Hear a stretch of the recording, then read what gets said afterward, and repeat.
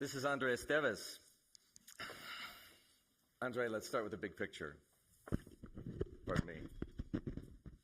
Wardrobe malfunction. I met yesterday with one of the biggest investors in Brazil, a billionaire with decades of success all over the world. And he told me that the future never seemed more dismal, gloomy. He's worried about tensions between the United States and China. He's worried about the shift of protectionism in the U.S. and in Europe. He's worried Trump will win the U.S. election and create chaos in geopolitics, and with it, of course, the global economy. You are arguably the most powerful investment banker in Latin America. What do you see when you look into the future? I'm less gloomier than that. I think, of course, we have global geopolitical tensions, a lot of things to worry about. But generally, the world has been handling that. And I'm not necessarily bearish on geopolitical issues when you think about Trump election, right? I think Trump has been tough but responsible.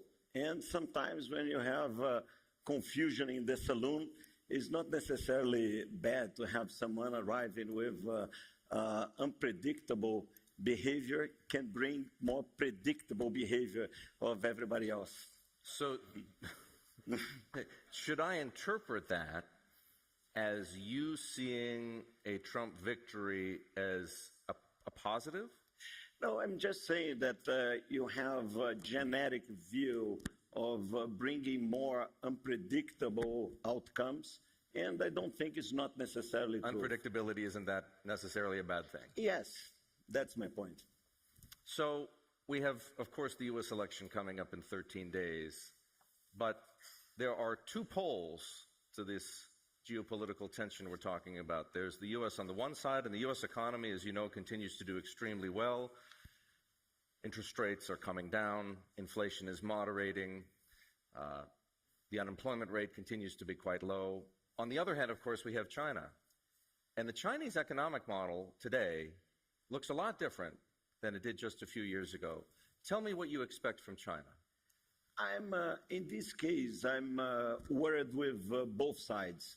Starting with China, I'm worried about the model. What drove this amazing 30 years of Chinese growth was a combination of big migration from rural areas to urban areas and the consequent urbanization of that, an amazing labor arbitrage, huge investments in infrastructure with fantastic productivity gains, and on the top of that, a very vibrant capitalism. When you look at China today, all of these factors offer some challenge, right? Labor cost arbitrage is not there anymore, or at least not in the same fashion, right? A blue-collar worker in China makes more or less the same than a blue-collar worker in Brazil or Mexico. No more migration from rural areas into urban areas, and no more consequent urbanization in the same velocity. And the marginal investment in infrastructure doesn't bring the same productivity.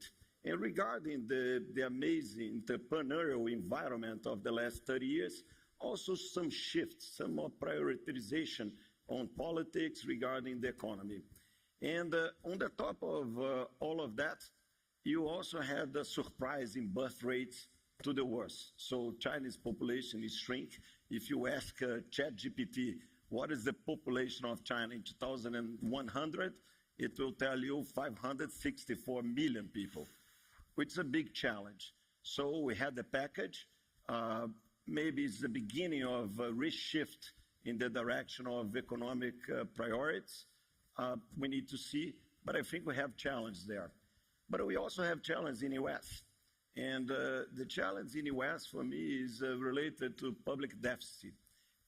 And the debate about that, or in better words, the lack of debate about that in the public campaign, right? It's a very high deficit with less buyers of U.S. treasuries, and we don't see this debate happening. It's in reality, even if you are the owner of the printer, there is a limit to print. So I'm worried about that with the U.S. So if on the one hand you have a very different Chinese economic model in which you lack some confidence, and you have a U.S. deficit ballooning out of control, and the potential for the bill, if you will, to come due at someday in the not-too-distant future, what does the combination of those two things mean for the global economy, and perhaps more relevantly, seeing as we're sitting here in Sao Paulo, the economies of the global south? I think generally these combinations bring volatility. And if you look this year, somehow that's what we are seeing when you look at U.S. We started the year pricing a 50 bips cut in March, with 7 other cuts in the yield curve. Then March arrived and no cuts, and gradually the other cuts disappeared from the yield curve. By mid-year, we had a view that no more cuts ever. Then 2 months later, and our fear was we are very close to a recession. And eventually we need an emergency cut, an intermeeting monetary policy committee meeting of the Fed. And then suddenly, no, it's not close to a recession, but we got a 50 bips cut in September meeting. 1 week later, the market was worried about eventually no more cuts this year. So it's an interesting scenario because it's amazing volatility of scenarios, and part of that driven by the Fed. And when you look at the underlying assets, the U.S. economy, much less volatile than that. So it's an interesting landscape, probably related to what we discussed before. When you say driven by the Fed, are you suggesting that the Fed is either over-communicating or miscommunicating? I think certainly over-communicating, because when you are a central banker, and today the information that any central bank has is not that different than the market information. But if you over-communicate, you over-guide the markets in the best of your interests and objectives, you lose what is the most important point of observation, which is the market price. That's the most important piece of information. If you are over-guiding the markets, you are somehow losing that. And I think we are in a moment of global central banking that we are over-communicating, not necessarily miscommunicating, but we are over-guiding markets. I prefer a more quiet central bank and let the market provide us with a very important piece of information, which is the prices. Most of the world's major central banks, including the Fed, are, of course, cutting interest rates as inflation subsides. The Banco Central do Brasil is going in the opposite direction. It's raising rates. And usually, when a central bank raises rates, the currency appreciates. But that's not what's happening here in Brazil. In fact, the real keeps getting weaker. What's wrong with this picture? I think markets are more pessimist than the state of the economy in Brazil. Brazil will grow 3.1%, 3.2%, and very important, without any constraint in the external accounts. So current account deficit will be something around 1.5%. We have international reserves that are quite liquid, the U.S. Treasuries, low external debt. So it's an interesting balance. There is a lack of confidence about long-term fiscal results, which is we need to deliver. And regarding the interest rates hike, we are just in a different moment of the cycle. Brazil is with very tight unemployment, a very low unemployment, which is good for the economy, but maybe we are with inflation expectations slightly ahead of what they should be. So central bank is doing their job, moving back inflation expectations to the target, which is 3% in the case of Brazil. Is fiscal credibility the underlying problem here?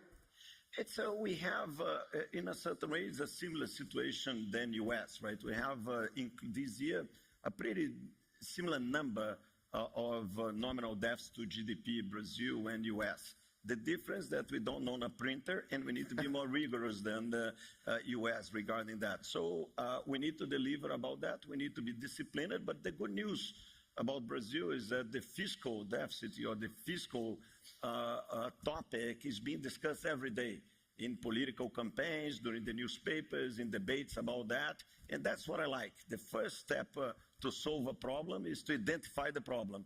And what scares me in the U.S. that even without many buyers of long-dated treasuries, you are not discussing the topic. Roberto Campos Neto has been a stalwart of monetary rectitude here in Brazil. He has conferred enormous credibility to the central bank.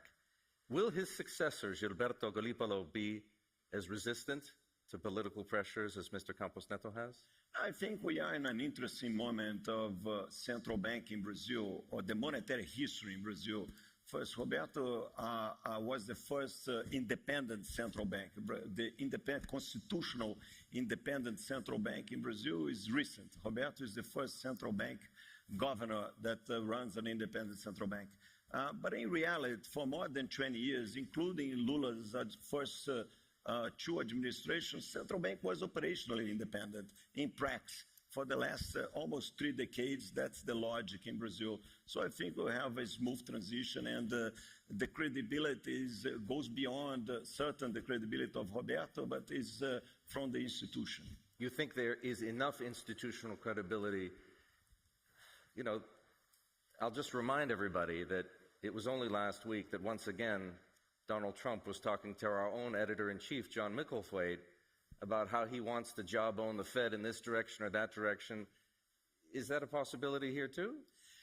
I think part of the job description of a president or any politician is to make comments about the scene. But honestly, I think central bank under this administration, the next or the previous, will take technical actions, and I don't have any doubt about that. Let me ask you about the government of President Lula. Where is it getting things most right economically? I think Minister Haddad, the finance minister, is doing a good job in identifying the necessity of us creating a fiscal framework that brings stability. Remember, Brazil was upgraded by 2 rating agencies, and most recently by Moody's, and we are one step to investment grade.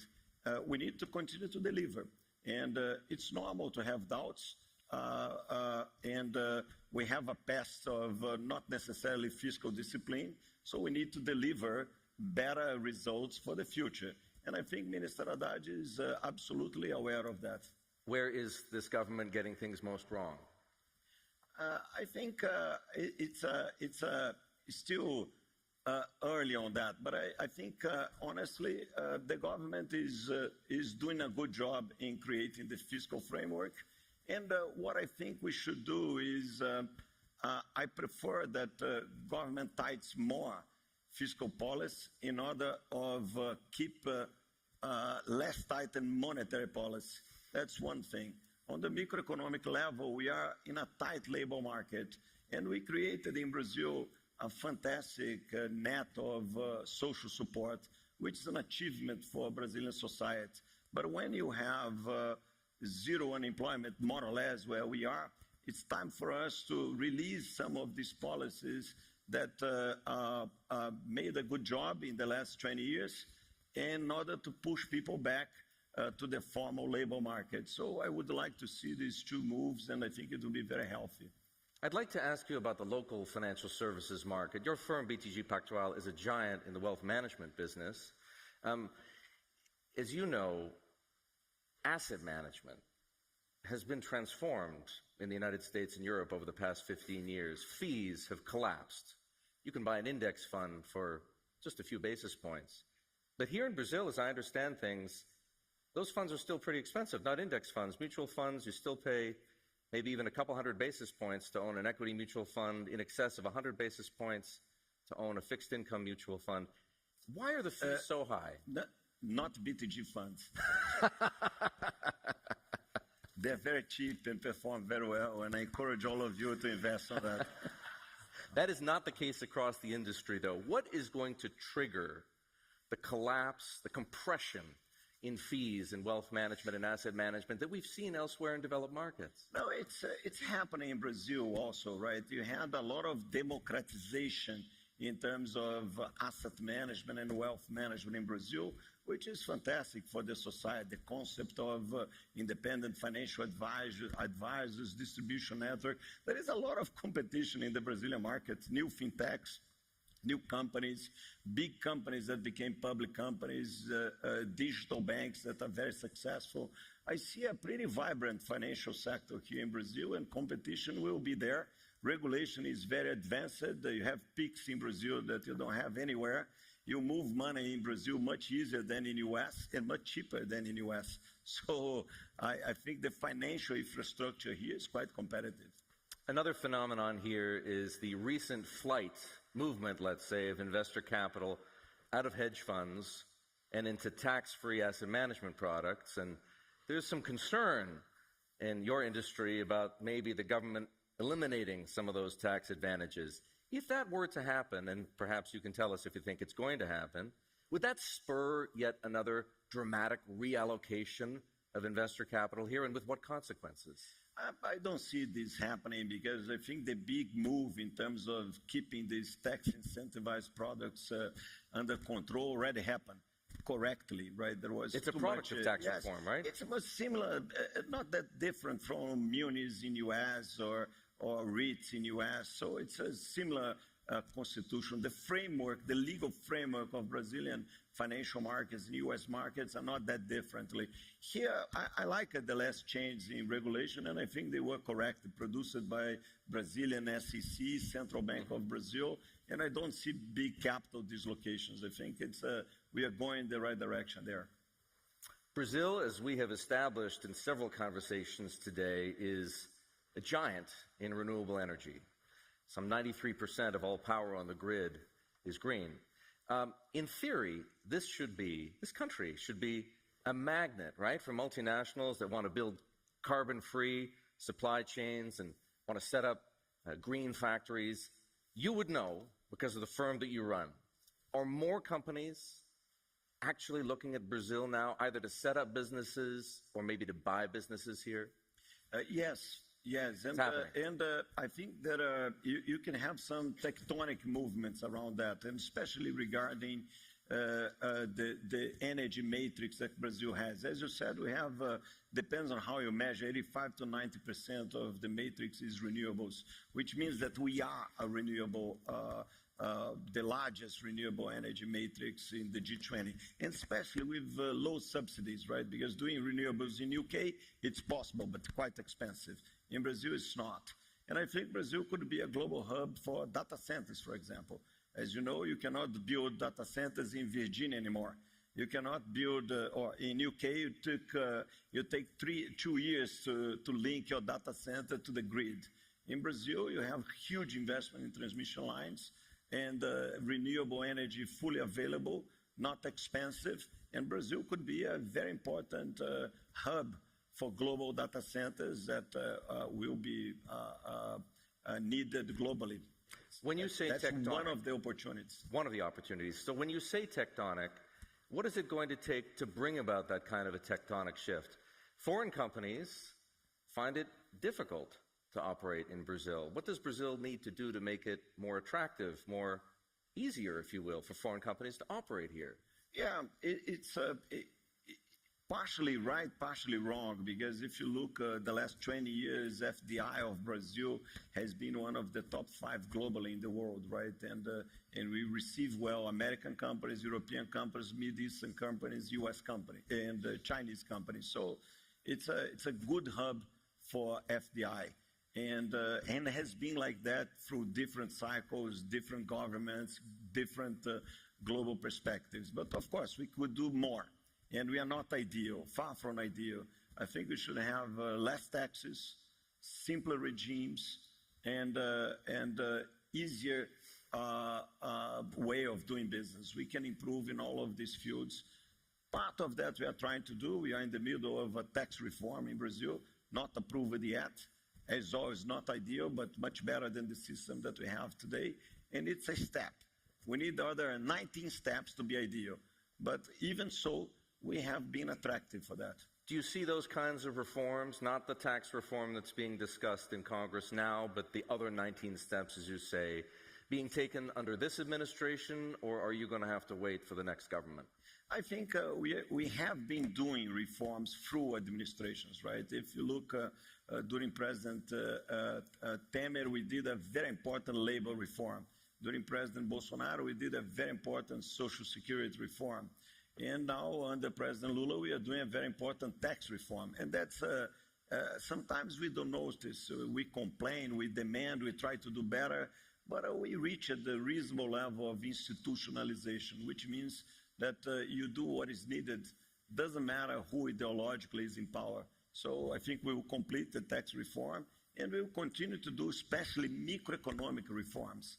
So if you look also on this side, a lot has happened in Brazil, from the independent central bank to a lot of privatizations, concessions that are going on now under this government, under the previous government, and certainly under the next government. If you look in the last 3 years, we privatized the three out of the 6 largest state-owned companies, right? It's Sabesp 2 months ago, the largest water and sewage company in Brazil. Last year, Copel, the largest state-owned energy company. And 2 years ago, Eletrobras, which is the 3rd largest state-owned company. So, and honestly, well received by the society. I have a question for you, André, about a theme that has run throughout this conference. Last night, right here, in fact, in this room, Aloysio Mercadante, the president of Brazil's National Development Bank, described a quote-unquote difficult geopolitical scenario for countries in the global south like Brazil. Tell us what you think. How should Brazil position itself in this environment between where we started off the conversation between the U.S. on the one hand and China on the other? Where does Brazil belong? I think we should do what we have been doing, right? Sometimes we go a little bit more one side, a little bit more the other side, but if you look back, we have very good relationships to the U.S. Here we have our dear ambassador that we talk frequently. We have very good relationship with Europe, with Middle East, with China. And especially if you are a Chinese infrastructure company, an European industrial company, or a U.S. service company, you are treated equally in Brazil. All of them will follow the same rules, will obey the same law. And that's, I think, what makes Brazil a neutral country at the end of the day. So culturally, we are open. Doesn't matter if you came from Middle East, China, or U.S., you'll be treated equally. So we'll provide service, you need to pay taxes, you get BTG advice, and you do good business in Brazil, and nobody cares if you are making money, you pay your dividends, and it will be welcome. And that's what makes Brazil eventually a winner in this big geopolitical dislocation of divisive world. André, I'd like to thank you very much. Yeah, thank you. Ladies and gentlemen, please join me in thanking André Esteves. Thank you.